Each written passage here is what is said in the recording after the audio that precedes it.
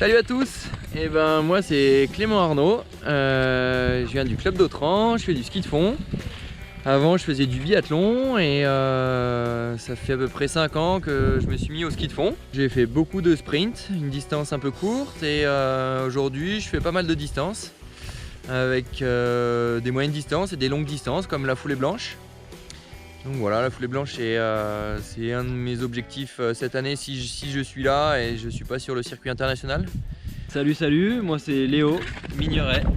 Je suis au club de Méaudre et au team depuis peu et je cours au niveau national. Je m'appelle Louis Schwartz, j'ai 24 ans, je suis sportif de haut niveau. J'ai fait quelques années en équipe de France et j'ai déjà eu la chance de gagner la foulée blanche. Moi, je m'appelle Simon Perruche, je suis depuis cette année au team Vercors. Voilà, je suis passionné de ski, des longues distances.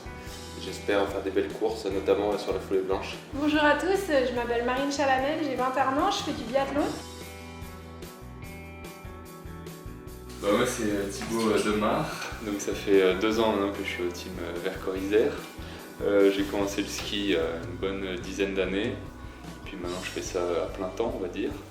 Je fais partie aussi de l'équipe nationale belge, parce que je suis belge. Et Robin Duvillard, 36 ans et fraîchement retraité de l'équipe de France après de longues années sur la Coupe du Monde. Du ski depuis très longtemps, commencé par le hockey d'abord et surtout ma première course de ski de fond c'était la foulée blanche, la foulée des écoles, donc c'était il y a bien longtemps, mais il y a toujours cette même passion autour de la course, donc c'est pour ça que je suis au départ cette année de la 42e foulée blanche. Je m'appelle Émilie Bull, je suis du club de l'US Autran, du team Vercors-Isère depuis 3 ans, et puis en équipe de France B dames depuis 3 ans. J'ai fait au début du biathlon et puis j'ai changé il y a 3 ans pour faire du ski de fond. Nous avec Clem aujourd'hui on va vous proposer une vidéo d'explication de la technique. En ski de fond il y a 2 styles, le skating et le classique.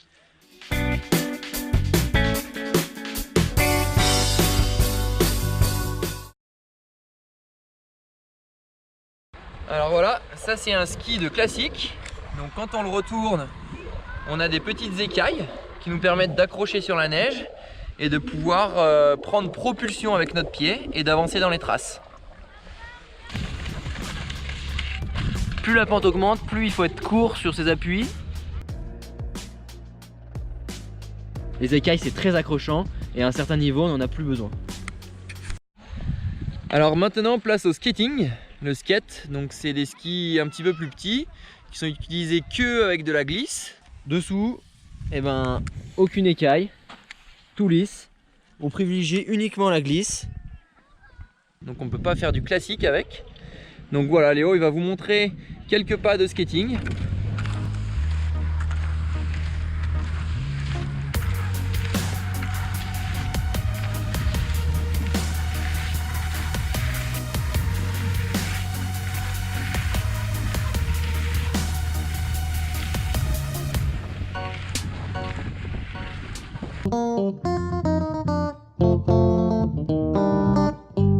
De manière générale, par expérience, le jour J, c'est toujours la journée où il se passe quelque chose qu'on n'a pas prévu.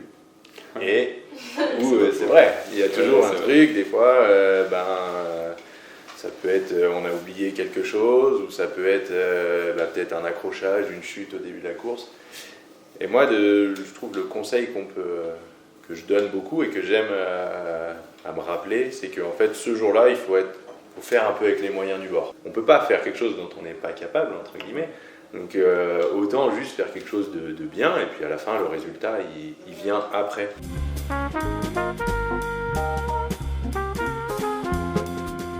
Le jour même, il y avait quand même une petite pression, j'avais l'impression que c'était un jour où je devais vraiment donner le meilleur de moi-même. Et effectivement, ça peut stresser un peu.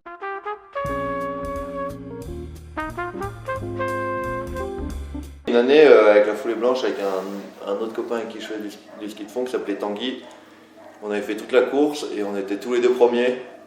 Et l'objectif, on s'était dit, on avait beaucoup d'avance sur le 3e et du coup Au lieu de se dire on fait tout à fond, et à la fin on a passé la ligne d'arrivée juste main dans la main pour partager ce moment, cette victoire à deux et pas dire qu'il y en avait un qui était meilleur que l'autre. Et je pense que c'était un peu aussi l'objectif de la foulée, c'est passer un bon moment, se dépasser et au final profiter avec les gens qui sont autour. Et là c'est exactement ce qu'on a fait. Et moi c'était sur le 42, je m'étais lancé sur le 42 un peu trop jeune et je m'étais pas rendu compte que c'était une course difficile et j'ai été parti sans me ravitailler pendant 42 km. Et puis vraiment pas du tout rendu compte de la distance. Et j'ai fini, alors là, les derniers kilomètres je suis arrivé, j'étais rincé.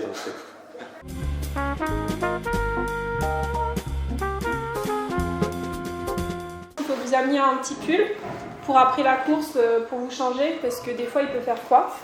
Qu'est-ce que c'est que ce pays? C'est pas possible. Il fait au moins 8000. Des lunettes de soleil. Bon, si vous n'avez pas des lunettes de sport, n'importe quelle lunette de soleil, ça fera l'affaire. Ensuite, une bouteille d'eau pour que vous puissiez vous hydrater après la course. Il faut aussi que vous pensiez à prendre des gants, un bonnet.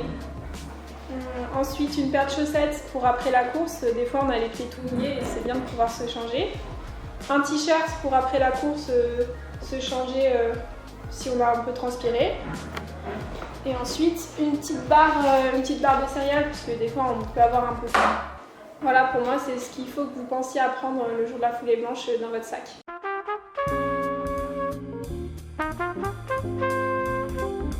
Moi, avant mes 11 ans, j'avais fait de compétition ni en ski alpin ni en ski de fond. J'étais en classe sportive à Villard-de-Lans, au collège, j'étais au club, donc moi, à un moment donné, je faisais les courses tous les week-ends. Je détestais le ski de fond en fait. Parce que moi je détestais ça quand j'étais petit, mais enfin je détestais, j'aimais pas quoi. Bon, il voulait absolument que je fasse une activité, voilà, pour pas que je reste dans ma chambre tout le temps. Et ils m'ont inscrit au ski de fond, au club à Méaudre. Quand j'allais en faire un peu avec mes parents, je tombais tout le temps, c'était chiant quoi, c'était dur, tout ça. Et finalement, les entraînements de l'automne sont passés, tout ça. J'ai fait une petite saison sur les skis, à faire 2-3 compétitions, la foulée des enfants et tout ça. Et puis finalement, j'ai pris du plaisir et l'année d'après, j'ai continué. Je me suis inscrit au club et puis d'année en année, je suis toujours inscrit. Un jour, je suis arrivé et donc il y avait des copains de l'école qui faisaient une bosse. Tu vois, ils faisaient des petits parcours, des petits parcours alternés, des bosses, des machins.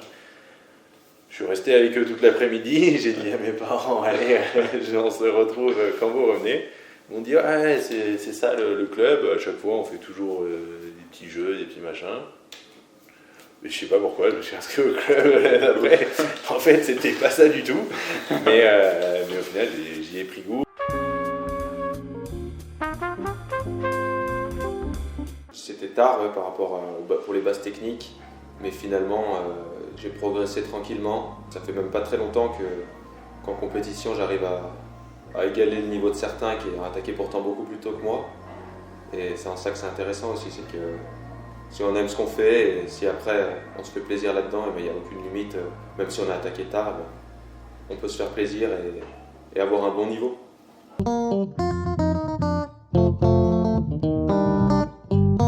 Moi ça m'a jamais démotivé de voir les potes qui étaient meilleurs, au contraire, ça m'a motivé, ça m'a tiré vers le haut. Je me suis dit pourquoi moi, on avait eu en plus, on s'était toujours côtoyé petit, on était toujours dans le même environnement, donc pourquoi je pourrais pas être aussi avoir le même niveau que mon pote. Et finalement, en prenant quelqu'un de plus fort comme exemple, en s'entraînant comme lui, et au final on se rend compte que si on a envie, on peut réussir des belles choses comme lui.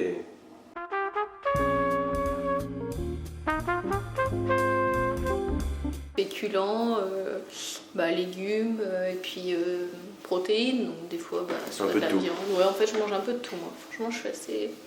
Puis en dessert un fruit ou autre. Dessert.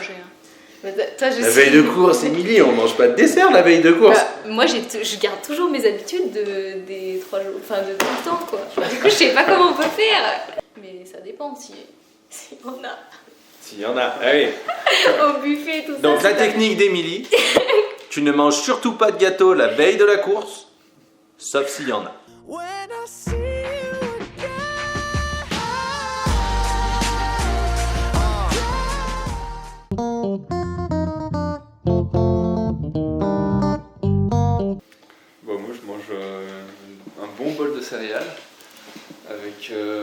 yaourt. Et puis j'aime bien manger un œuf et une tranche de jambon aussi. Moi c'est œuf, jambon, pareil avec du pain. Et puis après je me fais des tartines aussi avec du beurre et puis du miel ou purée d'amande. J'adore la purée d'amande. Je suis une adepte.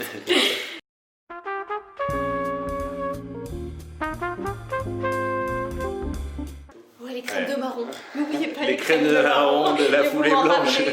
Vous m'en ramenez si vous allez en avoir un peu parce que nous souvent ils sont un peu radins. Non ça c'est quelque chose que donc, je me rappelle petit, je pense que c'est ça qui m'a donné envie de faire du ski de fond parce qu'à l'arrivée de la foulée blanche quand on était petit, il y avait les petits sticks de crème de marron et là, pas avant, mais juste après on peut... La crème de marron. Ah ouais, ça c'était ce qui me faisait envie de faire la course. Et donc quand c'est dur pendant la course, il faut penser à la crème de marron. Et que si tu arrives trop tard, il n'y en a plus.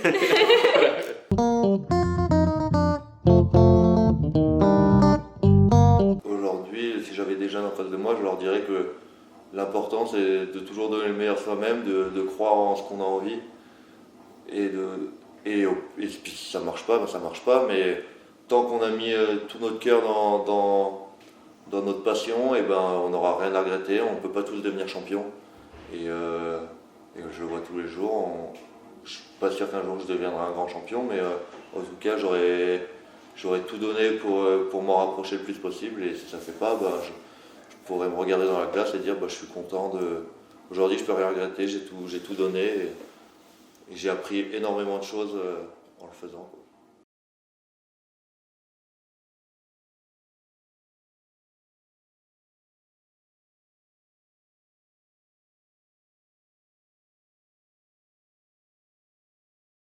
Je vais vous montrer comment on farte des skis. Donc nous on farte les skis avant les compétitions et puis aussi en entretien.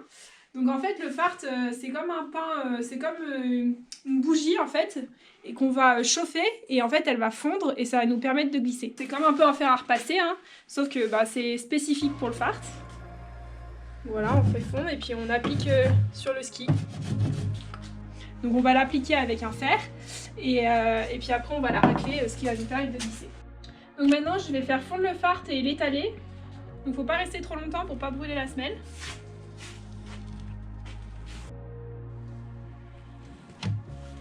Alors là ça fait 10 minutes que le fart refroidit, donc maintenant on va procéder à la deuxième étape. Ça s'appelle le raclage, on va enlever toute la paraffine pour qu'on puisse glisser. Donc déjà je vais enlever le fart qu'il y a sur l'écart pour me permettre de freiner et tourner.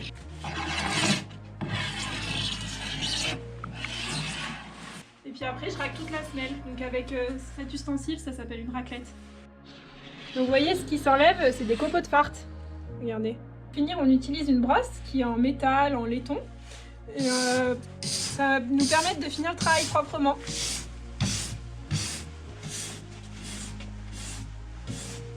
Donc on passe 4-5 fois sur le ski et après c'est prêt pour partir glisser. Donc voilà, mes skis sont prêts pour une bonne sortie. On voit la semelle, regardez, elle est toute noire. Il n'y a plus de fart, donc c'est prêt pour skier. Voilà, et je vous souhaite une bonne foulée blanche à tous.